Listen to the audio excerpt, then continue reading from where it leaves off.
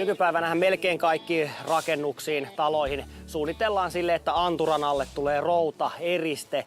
Perustussuunnitelmista riippuen tämä muotin alle tuleva maa-aines niin voi olla mursketta, sepeliä. Tänne tulee nyt tämmöinen 6x16 sepeli. Sitä laitetaan tarpeeksi vahva kerros sinne ja sitten se tärrytetään korkoonsa. Eli se kannattaa laittaa heti suoraan oikeisiin korkoihin, niin silloin me saadaan vaan lätkittyä tai ladottua nämä anturamuotit tähän ja silloin toi anturamuotin yläreuna menee suoraan oikeaan korkoon. Me ollaan nyt tämmöisellä autokatos-varastotyömaalla tekemässä anturamuotteja tästä Finfoamin anturamuottilevystä. Ja tää on siinä mielessä näppärä levy, että tähän tulee kokonaisina levyynä tänne työmaalle. Siinä on tommoset valmiit urat, mistä se sitten naksautetaan halki ja painetaan tonne uraan. Eli siitä tulee tommonen L-mallinen puolikas kotelo, eli sillä saadaan tuolla yhdellä levyllä 2,5 metriä pitkä puolikas kotelo, eli kahdella levyllä saadaan valmista tuommoista 60 senttiä leveätä ja 20 senttiä korkeata anturamuottia. Tämä anturamuottilevyhän on 70 milliä vahvaa, eli jos tarvitaan tehdä enemmän kuin 60 senttiä leveätä anturaa, niin silloin otetaan normaalia 70 milliä vahvaa foamilevyä ja sillä sitten levitetään tonne pohjalle sen levyinen suikalle, mitä sitä muottia tarvii sitten levittää.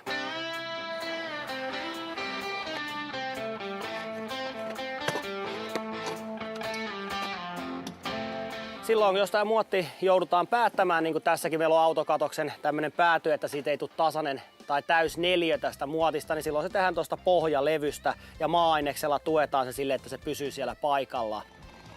Muutenhan tämä tuenta tapahtuu sitten tuossa raudoituksen yhteydessä, eli moottorisahalla vedetään tähän noin metrin välein tuommoisia viiltoja sille, että ne on 5 senttiä jää irti tuolta pohjafoamista.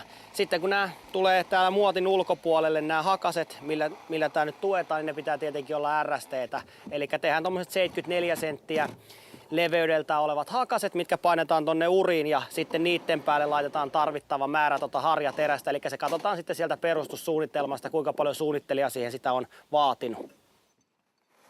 Tässä vaiheessa meidän puuttuu vielä nämä pystytartunnat täältä näin, eli perustussuunnittelija on täällä suunnitellut sille, että nämä tartunnat tulee tänne valuun 40 sentin jaolla. Se on oikeastaan makuasia, haluuko ne laittaa sinne ennakkoon vai tökkiikö ne sitten sinne märkään valuun jälkeenpäin pystyyn.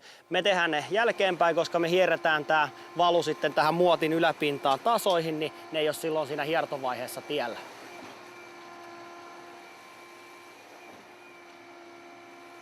Tämänlaisessa anturavalussa ei välttämättä tarvitse betonia alkaa tonne vibraamaan, eli tuommoisella foamin palasella, kun vähän lötsytellään sitä ja hevostellaan sitä, niin saadaan se tarpeeksi tiiviisti joka paikkaan se betoni siellä. Sen jälkeen annetaan se vähän jämähtää ja aletaan tökkimään näitä tartuntoja sitten tonne betoniin suunnitelman mukaisesti. Tällä samalla uritustekniikalla, mitä nämä anturamuotitkin on, niin on tehty tämmöisiä putkikouruja. Eli nämä on siinä mielessä näppäriä, varsinkin kun tänne laitetaan esimerkiksi viemäriputki ja vesiputki samaan, niin se viemäriputki lämmittää sitä vesiputkea, niin silloin välttämättä näitä putkia ei tarvitse kaivaa niin syvälle, koska tämä eristää silloin, ettei ne putket pääse jäätymään. Näitä on 4 eri kokoa, eli varmasti löytyy joka putkelle oikein kokoinen kouru. Anturavalon jälkeenhän täällä on hommat edennyt jo siihen pisteeseen, että täällä on päästy tekemään routasuojauksia.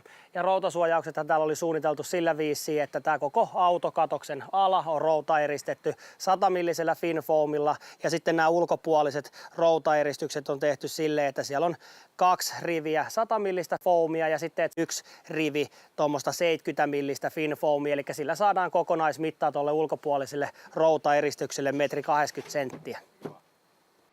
Tänne autokatoksen perälle tulee tämmöinen pieni lämminvarasto ja tännehän me tehdään nyt maanvaraisen laatan eristäminen. Ja tämä on siinä mielessä tämä Finfoamin näppärä tuote, koska tämä on tarpeeksi luja ja vettymätön levy, niin tätä samaa levyä voidaan käyttää tuonne ulkopuolisiin routaeristyksiin, myöskin kaikkiin tämmöisiin lattiaeristyksiin valun alle. Ja tällä pystytään myöskin tekemään kaikki sitten maan pinnallakin olevat eristykset, eli seiniin ja kattoihin pystytään tekemään eristyksiä tällä mainiosti. Se pitää tietenkin aina katsoa, että sen tarpeen mukaan tai mitä se suunnittelija on suunnitellut, niin valitaan se levyn vahvuus siihen.